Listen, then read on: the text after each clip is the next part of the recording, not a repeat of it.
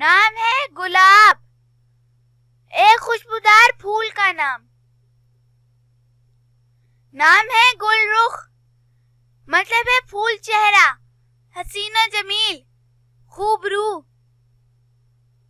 नाम है गुलनाज, मतलब है हसीन, जिस पर फूल भी नाज करे। नाम है गौहरताब, मतलब है इंतहाई हसीन, मोती की तरह चमकने धमकने वाली। नाम है गुलशन, मतलब है फूलों का बाग, चमन, गुलिस्तान, हसीन। नाम है गुल अफशां, मतलब है फूल बिखेरने वाली, फूल बरसाने वाली। नाम है गुलरूह, मतलब है फूल से चेहरे वाली, खूबरू, खूबसूरत। नाम है गुलनार, मतलब है सुर्ख रंगत वाला फूल, इंतहाई हसीन।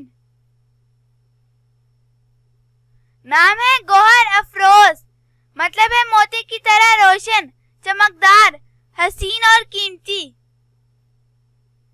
नाम है गुलशन आरा, मतलब है बाग की जीनत, बाग को सजाने वाली। नाम है गुलशाना, मतलब है बेमिसाल फूल, बेमिसाल हुस्न और खूबसूरती की हामिल।